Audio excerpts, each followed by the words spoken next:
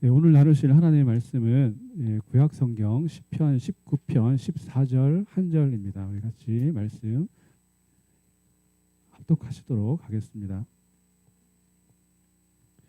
구약 성경 시편 19편 14절입니다.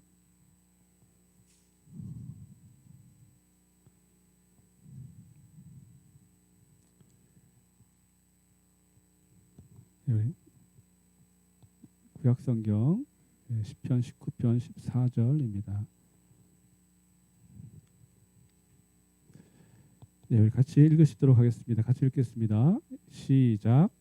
나의 반석이시요 나의 구속자이신 여호와여, 내 입의 말과 마음의 묵상이 주님 앞에 연락되기를 원하나이다. 아멘. 예, 오늘은 이 말씀을 가지고 자신의 이야기를 써가요라는 제목으로 말씀을 나눌까 합니다. 먼저 말씀 나누기 앞서서 제가 선교 사역으로 7년 동안, 횟수로는 7년이고 개월수로는 만 6년 10개월을 폴란드에서 사역을 했습니다. 그래서 2년 전 12월 이맘때쯤에 와서 그때 한국으로 귀국하면서 와서 설교를 했었는데 그때는 매우 많이 슬픔에 잠겨서 침륜에 빠져서 겨우겨우 설교를 했던 기억이 납니다. 그래서 혹시나 선교사에게 큰 실패를 했나 이렇게 생각하시는 분들이 계실지도 모르겠다라는 생각이 들어가지고 잠깐 말씀드리면, 우리 개인적으로는 경제적으로 그동안 가지고 있던 전 재산을 다 허비했고, 돌아 나오면서는 좀 몇백만 원의 카드 빚이 생기기도 했으며 섬기던 교회에서는 사례금을 이렇게 받지 않고 이렇게 섬겼었는데, 나올 때도 크게 이렇게 뭐 잘 가시라고 이게 비행기 티켓이라든지 이런 것들을 받지는 못하고 나왔습니다. 하지만 형편이 상황이 그랬을 뿐 사역은 전혀 그렇지 않았었다는 말씀을 잠시 좀 드리고 싶은데, 저희 갔을 때 수명 남짓 있던 교회였습니다. 그리고 어느 순간에 10명 정도로 남았었는데, 그런 교회였다가 100명 제적 교회로 커지기도 했었습니다. 매 학기 한 60명에서 80명 정도의 대학생들이 오면 그 대학생들을 개인적으로 만나고 또 집에 초대해서 밥도 먹으면서 교제하고 복음을 전하는 그런 일들을 매 학기 계속 좀 했고요. 그리고 유럽 지역에서 폴란드뿐만 아니라 독일, 프랑스, 다 전 유럽을 포함해서 한인 교회들에게 저희가 속해 있는 교단에서 사역을 가지고 저희에게 태클을 걸 만한 교회들은 없었습니다. 쟤네들은 돈은 없지만 사역은 잘한다. 고분고분을 하진 않지만 사역은 잘한다. 약간 또라이 기질이 있긴 하지만 사역은 잘한다. 이런 평가를 받았습니다. 그래서 여러분들께서 기도해 주시고 또 후원도 해주시고 교회에서도 많이 또 좀 섬겨주시고 하셔서 그런 사역들을 좀 이루었다라는 거, 저희 개인적인 자산 상태가 안 좋아졌었던 것뿐이지 사역은 하나님께서 많이 축복을 부어 주셨다라는 거. 그리고 그런 또 심리적인 침체 상태에서 한국에 왔을 때 또 우리 교회에서 저희 가정에게 또 많이 정말 따뜻한 위로와 또 하여튼 많이 감사하고 2년 동안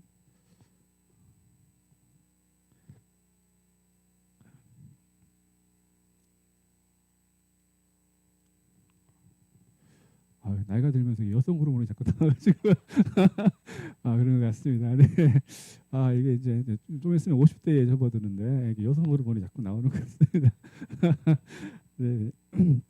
하여튼 2년 동안 사실 들어오면서는 사역은 더 이상 하지 않아야 되겠다. 우리가 할 게 아니구나. 정말 사역을 하려면 정말 반 사업가라든지 반 사기꾼이라든지 반 이런 사람들이 되어야지 할 수 있겠구나라는 생각이 들어가지고, 그렇지 않으면 정말 정말 믿음이 신실하거나 정말 그렇게 돼야 되겠다는 생각이 들어서 저희 같은 깜냥으로는 안 되겠다라는 좀 생각이 들었는데, 여러 주변 목사님들의 또좀 또 성도분들의 또 그런 격려로 인해서 저희가 또 좀 다시 마음을 추스리고 그래도 가던 길을 선택한 길을 완주는 해야 되지 않겠냐. 좋은 기록으로 좋은 성적으로 영광스러운 금메달은 아니지만 그래도 완주는 해야 되지 않겠나라는 마음으로 다시 좀 발걸음을 떼게 되었습니다. 그리고 다시 한번 말씀드리지만 저희 자산 상태가 바닥이었던 거지 사역은 하나님께서 너무 많은 것들을 이렇게 부어주셔서 많은 일들을 했다라는 거 그 부분을 다시 한번 좀 말씀드리고 싶었습니다. 자신의 이야기를 써가요라는 제목입니다.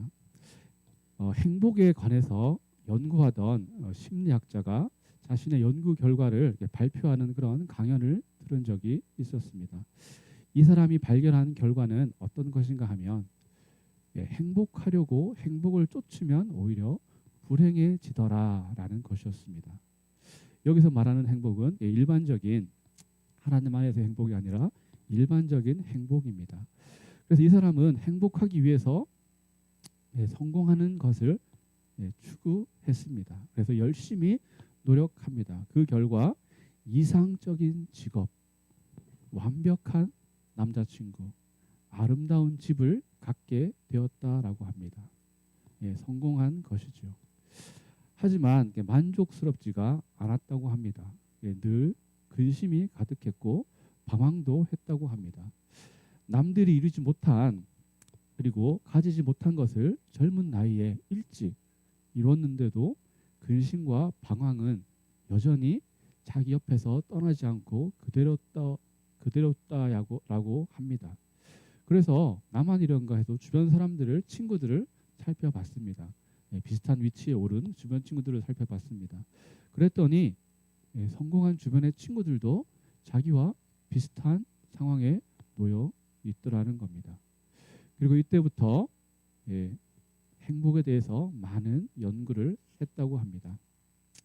그리고 얻어낸 결론이 무엇인가 하면 사람은 삶의 의미를 찾아야지만 삶이 충만해진다라는 사실을 알게 되었다라고 합니다. 삶의 의미를 찾아야지만 삶이 충만해질 수 있다. 그리고 삶의 의미를 갖는 사람들은 더 회복력이 있고 학교와 직장에서 잘 해내며 그리고 심지어는 가장 중요한데 더 오래 살았다라고 합니다. 삶의 의미가 있어야 생이 활기가 있고 더 건강하게 오래 살 수 있게 된다라는 이야기입니다. 예전에 제가 밤에 일하고 낮에 공부하던 때가 있었습니다. 편의점에서 시간제로 이렇게 아르바이트를 했었는데 밤에 이렇게 사람들이 별로 없잖아요. 그런데 매일 밤 찾아오시는 할아버지가 한 분 계셨어요. 정해진 시간에 와가지고 한 2시간, 3시간 물건 뭐 사지는 않는데도 있다가 가는 할아버지가 있었습니다. 이 할아버지가 하는 행동이 와서 자기 자랑부터 시작해서 자식들 자랑까지 이렇게 쭉 한 다음에 다시 돌아가는 것이었습니다. 자기가 왕년에 뭐 유명한 싸움꾼은 아니었지만 어떤 역에서 유명한 싸움꾼과 싸웠는데 자기가 이겼다라는 이야기부터 시작해가지고 자기 딸이 지금 서울 청담동에서 편의점 몇 개를 좀 하고 있는데 벤츠를 타고 다니고 있고 뭐 남편은 뭐 외과 의사고 뭐 그런 얘기들을 계속합니다. 그래서 그 얘기들이 다 끝나야지만 집에 가는 것이었습니다. 그런데 어느 날은 이 할아버지에게 복음을 전해야 되겠다라는 마음을 갖게 되었고 복음을 전하려고 했습니다. 그때 교회에서 수료했던 전도폭발 훈련을 제가 마친 상태여서 전도폭발 훈련 방식을 따라서 그 할아버지에게 전도를 했습니다. 그래서 물어봤습니다. 삶의 의미가 무엇입니까? 라고 물어봤습니다. 그랬더니 뭐라고 그랬을까요? 이 할아버지가 그렇게 자신감이 넘치고 자기 자랑, 자식 자랑으로 모든 것을 다 가진 사람인 양 의기양양하던 이 할아버지가 이 질문 앞에 뭐라고 대답했을까요? 이 이야기 돌아온 대답을 제가 듣고는 약간 좀 놀라웠습니다. 그렇게 자신감에 차서 자기 자랑, 자기 자식 자랑을 하던 이 할아버지가 삶의 의미에 대해서 물으니까 돌아온 대답은 좌절에 찬 표정과 그냥 죽지 못해 살고 있다라는 말뿐이었습니다. 잠깐 고민하더니 예, 좌절감에 빠진 표정과 그냥 죽지 못해 살고 있다라는 말을 남기고 그날은 자랑을 하지 않고 일찍 그 자리를 떠나갔습니다. 삶의 의미를 찾는 것 중요합니다. 바쁘게 지내다 보면 삶의 의미가 무의미해지는 순간들도 있지만 삶의 의미는 굉장히 중요합니다. 그리고 오늘 이 연구자도 이렇게 말합니다. 여러분, 성공이 행복은 아닙니다. 그리고 행복감보다 더 중요한 것은 삶의 의미입니다. 그리고 이 연구자는 궁금해졌다고 합니다. 그러면서 우리는 어떻게 해야 더 의미 있는 삶을 살 수 있을까? 그리고 그 답을 찾기 위해서 5년 동안 수백 명의 사람들을 인터뷰했고 심리학, 신경과학, 철학 책들을 수천 장씩 읽었다고 합니다. 많이 읽었다는 뜻이겠죠. 그리고 모두 종합해 보니 의미 있는 삶을 구성하는 네 개의 기둥이라는 기준이 있음을 발견했다고 합니다. 그중 이 네 개 중에서 일부 혹은 모든 기둥을 인생에서 잘 쌓아가면 우리는 의미 있는 삶을 만들 수 있다는 결론을 내리게 되었다라고 합니다. 이 네 개의 기둥이 뭔가 하면 첫 번째 기둥은 유대감이라는 기둥입니다. 유대감은 여러분 자체로 가치를 인정해주고 여러분 역시 가치 있다고 생각하는 사람들 사이에 관계에서 생겨난다라고 합니다. 예를 들면 가족관계, 친구관계, 하나님과의 관계, 교우들과의 관계 등등이 그런 것입니다. 그런데 여기서 중요한 것은 진정한 유대감은 사랑하는 마음이 있어야지만 생긴다라는 것입니다. 그냥 피상적인 관계로 머물러 있으면 이런 유대감이 생기지 않는다는 것입니다. 교회에 나와도 애정이 없는 관계이면은 이런 것들이 생기지 않는다는 것입니다. 가족 관계라도 애정 어린 마음들이 바탕이 되지 않으면 이런 유대감들이 형성되지 않는다라는 것입니다. 여러분들이 사랑으로 관계를 지속한다면 서로 연결하는 끈이 생기고 서로를 지지하게 되고 삶의 의미를 강화시켜 주게 된다라는 것입니다. 그리고 이 연구자가 예를 들었는데 어떤 예를 들었는가 하면 첫 아기가 생겼을 때 아빠의 마음, 그런 마음이라고 합니다.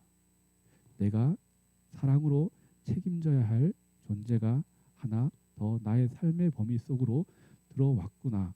이런 것들을 느낄 때 사람들은 더 열심히 살아야겠다라고 다짐을 하게 된다라는 것입니다. 둘째 기둥은 목적이라는 기둥입니다. 여기서 목적은 내가 원하는 것을 찾고 그것을 얻기 위해서 애쓰는 그런 삶이 아니라고 합니다. 여기서 말하는 삶의 목적이란 자신이 원하는 것이 아니라 자신이 무언가를 내어주는 것, 그것을 의미한다고 합니다. 내가 뭘 더 얻기 위해서 열심히 하는 것이 아니라 내가 가진 것 중에서 이걸 다른 사람에게 내어주는 것, 이것을 의미합니다. 목적의 중요한 점은 타인을 돕는 것에 있다라는 것입니다.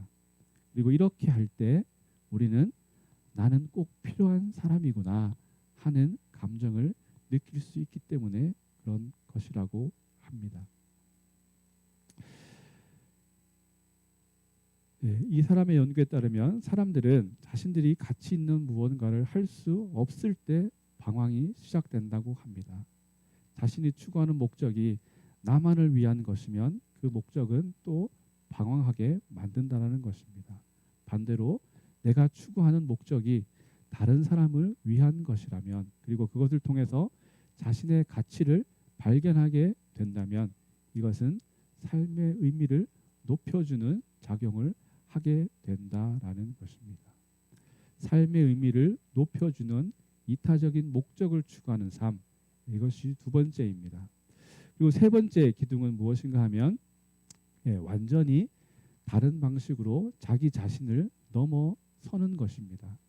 이 사람은 초월성이라는 단어를 썼는데 이것을 자주 경험하게 되지는 않지만 이것을 경험하는 순간 기쁨이 넘치고 자신은 사라진 듯한 느낌을 받게 되고 좀 더 높은 현실에 연결되어 있다라고 느끼게 되는 순간이라고 합니다. 일반적으로 사람들이 어떤 예술 작품을 감상할 때 이런 느낌을 받는다라고 합니다. 또 어떤 사람들은 교회에서 하나님의 임재를 충만하니 경험할 때 이런 느낌들을 갖는다라고 합니다.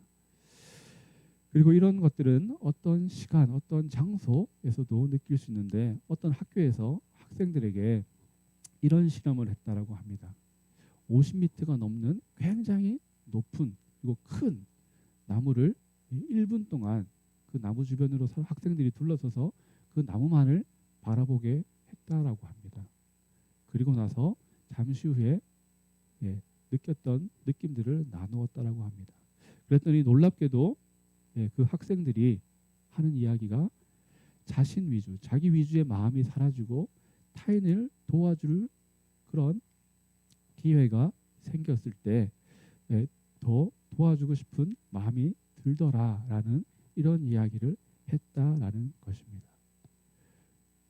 마음이 확 바뀐 것이죠. 다른 사람에 대해서 생각할 수 있게 됐고 다른 사람을 도와주는 것에 의미 있는 일이라는 것을 느끼게 되었다라는 것입니다. 자기 자신을 잊고 더 높은 곳을 바라보게 하는 것, 다른 세계, 이상을 생각하게 하는 것, 이것이 초월성이고 세 번째 기둥입니다.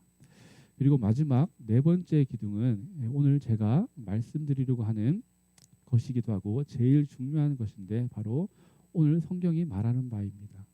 무엇인가 하면 바로 이야기를 써가는 것입니다. 자기 이야기를 하는 것입니다. 자기 삶의 이야기라고 할 수 있습니다. 예를 들면 이런 것입니다. 축구 선수가 있었는데 유망한 축구 선수였습니다. 근데 이 선수가 두 다리를 못 쓰게 되었습니다.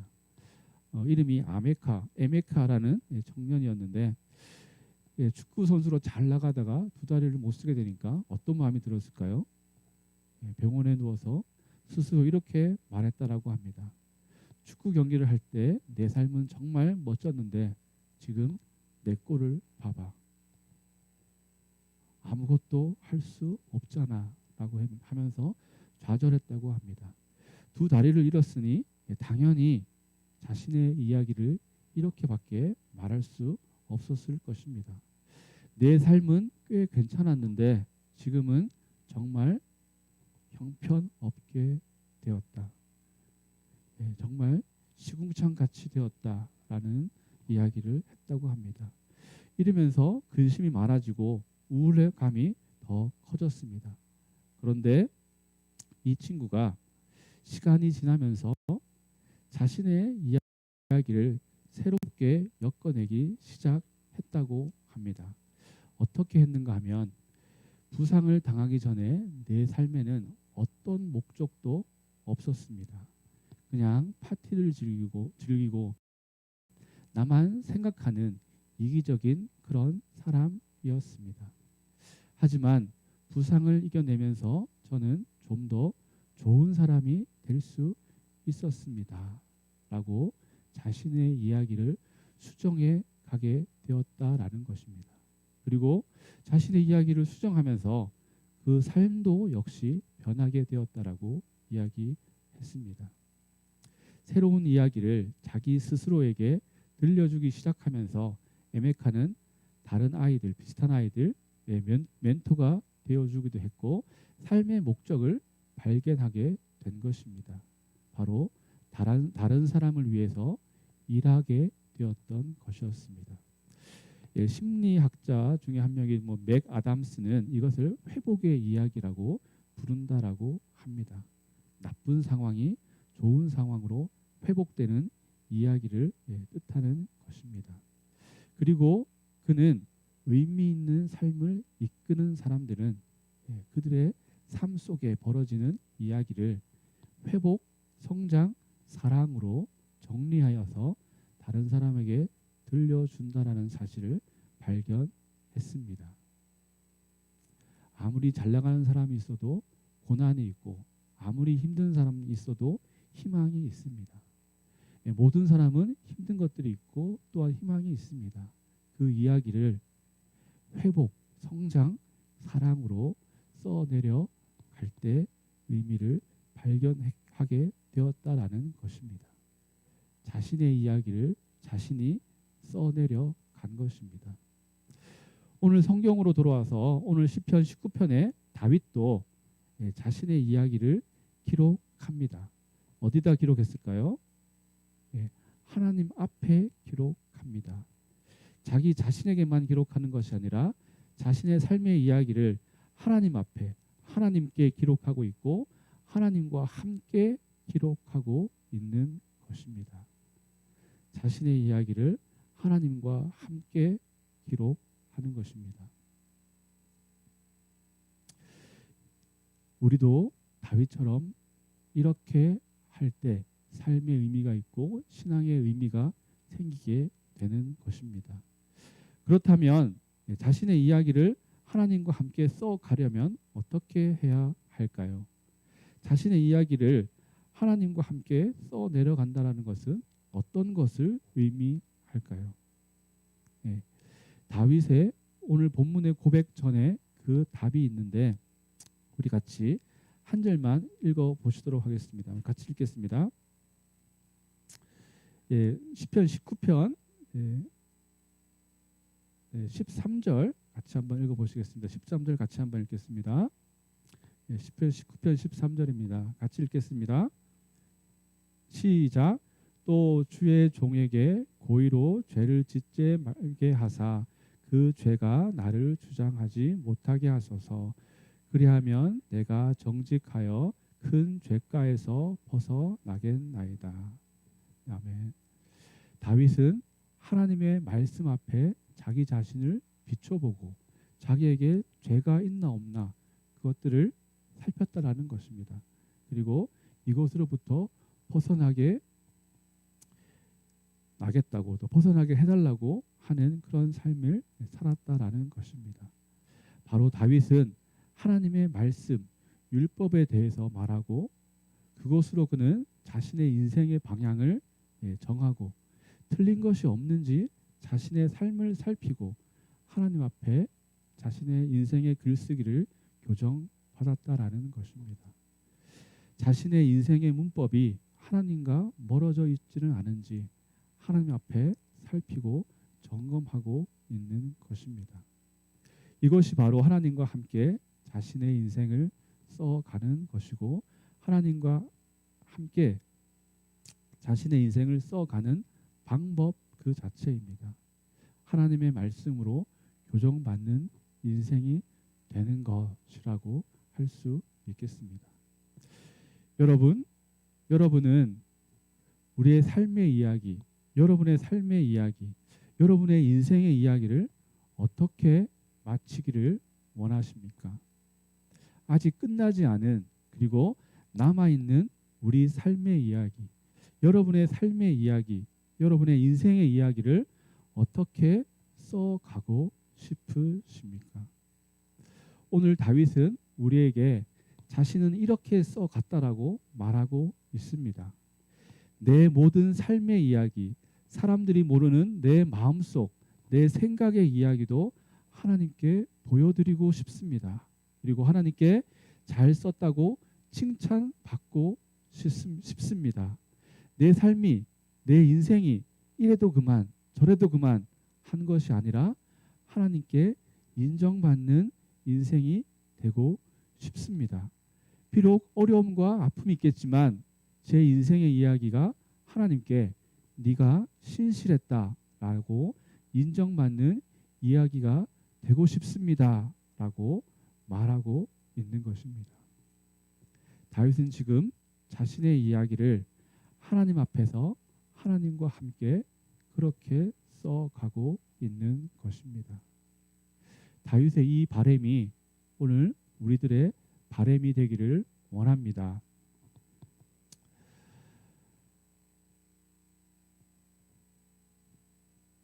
교회에 다니는 사람들 중에서도 자신의 인생의 이야기를 잘못 써가시는 사람들이 너무나 많은 것을 보게 됩니다. 제가 목회를 시작하고 경험하게 된 것은 교회에 저런 사람도 있구나 라는 것이 가장 큰 놀람을 받게 됩니다. 그리고 그 놀라움은 그냥 한 번으로 끝난 것이 아니라 계속 새로운 얘기들로 업데이트 되는 것을 봤습니다. 최근에 놀라운 일은 어떤 것인가 하면은 30대에서 40대 그룹의 청년부 모임에, 서울에 있는 큰 교회 청년부 모임에 나갔던 학생의 이야기인데, 30대에서 40대 미혼이기 때문에 사회적으로는 어느 좀 위치까지 오른 친구들인데 결혼을 하지 않아서 청년부 모임으로 모이는 친구들이었습니다. 개인적으로는 뭐 성공한 뭐 그런 전문직 이런 사람들이 있었습니다. 청년부 모임을 1시간 하는데 멤버가 한 10명에서 12명 정도 되는데 40분은 자기들끼리 일주일 동안 있었던 이야기를 하는데 다 이렇게 뭐 얘기를 들어보면 자기 자랑 섞인 이야기들을 한다고 합니다. 그리고 나머지 이제 10분은 기도 제목을 나누는데 그래도 이 친구는 굉장히 의아했습니다. 목사님, 그 모임을 인도하는 목사님께 목사님 이게 성경 공부 시간인데 성경 공부를 안 하나요? 했더니 이게 성경 공부라고. 그래서 40분 나누고 10분 기도 제목 나누고 마치는 것인데 그냥 그런가 보다 했는데 10분 내 기도 제목을 나누는 순간에 좀 더 놀랬다라고 합니다. 어떤 놀라움이 있었는가 하면은 한 친구가 기도 제목을 냈는데 자기가 샤넬백을 사려고 지금 800만 원을 모았는데 지난주 차 사고가 나가지고 돈이 나갔다. 빨리 샤넬백을 살 수 있도록 나머지 돈들이 모아질 수 있도록 기도해 달라라는 기도 제목을 냈다라고 합니다.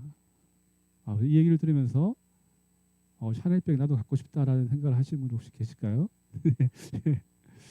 근데 이 이야기를 10대 청소년들이 하면 이해가 됩니다. 지금 아디다스, 나이키 운동화를 사려고 하는데 지금 용돈을 모으고 있습니다. 그 용돈이 빨리 모아져서 원하는 운동화를 살 수 있도록 기도해 주세요라고 하면은 어느 정도 수긍을 할 수 있고 공감을 할 수 있습니다. 그런데 30대, 40대에 가까운 친구가 교회에서 똑같이 10대의 기도 제목 같은 기도 제목을 낸다는 것을 보면서 이걸 어떻게 해야 될까. 그리고 그 교회가 서울에서 굉장히 유명하고 청년부를 잘한다고도 유명한 그런 교회였는데 그게 또 한 번만 그런 것들이 있었던 것들이 아니고 그런 분위기가 쭉 이렇게 몇 달 이렇게 유지되는 것을 보면서 이 친구가 그 교회를 계속 나가야 될지 말아야 될지 고민이 된다고 이런 이야기를 좀 하는 것을 봤습니다. 그 얘기를 들으면서 이 친구는 그 샤넬백의 그 친구는 하나님 안에서 자기의 이야기를 잘못 써가고 있구나 라는 생각이 들었습니다. 내가 세상적으로 더 많이 가지는 것, 그것이 하나님께서 날 축복하는 것이고 하나님 안에서 내가 복받는 길이라고 자신의 인생을 써가고 있구나 라는 생각을 들었습니다. 하지만 신앙의 길은 그런 길이 아닌 것을 저와 여러분은 너무나 잘 알고 있지 않습니까? 사람들이 교회 내에서도 하나님 안에서 의미를 찾는 것이 아니라 사람들 속에서 비교 우위에 있는 것으로 인해서 의미를 찾으려고 하는 사람들이 너무나 많은 것을 보게 됩니다. 그것은 교회 밖에서 의미를 찾는 것과 많이 다르지 않습니다. 여러분, 사람들에게 보여줄 자신의 이야기를 쓰지 마시기 바랍니다. 하나님께 보여드릴 여러분의 이야기를 써 가실 수 있기를 바랍니다. 여러분, 사람들에게 동의를 구할 수 있는, 동의를 구하는 그런 이야기만을 쓰려고 하지 마시기 바랍니다. 하나님께 옳다 인정함을 받는 여러분의 이야기를 써 가실 수 있기를 바랍니다. 우리는 하나님과 함께 나의 이야기를 써 내려갈 때 진정한 삶의 의미를 발견할 수 있는 것입니다. 여러분, 이제 우리는 한 해를 마무리하는 달에 서 있습니다. 한 해를 마무리하며 다음을, 내년을 미래를 계획할 수 있습니다. 새로운 마음으로 시작할 수 있습니다. 깨끗한 종이에 내 인생의 이야기를 써내려 갈 수 있는 그런 때입니다. 깨끗한 내 인생의 종이에 하나님이 오케이 하시는 인생의 이야기를 써내려 가시는 저와 여러분 되시기를 예수님의 이름으로 축원합니다. 우리 같이 기도하시도록 하겠습니다.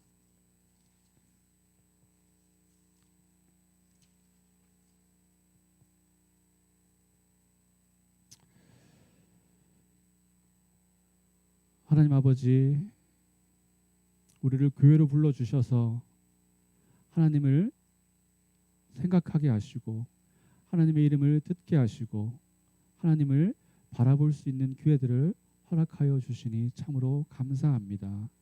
이 기회들이 우리에게 허투루 되어지지 않게 하시고 참으로 의미 있는, 그래야 해서 우리 안에서 열매를 맺는 귀한 기회가 될 수 있도록 인도하여 주시옵소서. 우리에게 맡겨주신 우리 인생의 기회들이 있습니다. 이 기회들을 하나님 안에서 의미 있는 시간들로 바꾸어 가게 하여 주시옵소서. 그래야 해서 참으로 다윗처럼 내 입술의 말과 마음의 묵상이 주님 앞에 연락되기를 원합니다 라고 하는 그러한 인생으로 살아가고 그러한 인생으로 마칠 수 있게 되어지도록 인도하여 주시옵소서. 예수님의 이름으로 기도드립니다.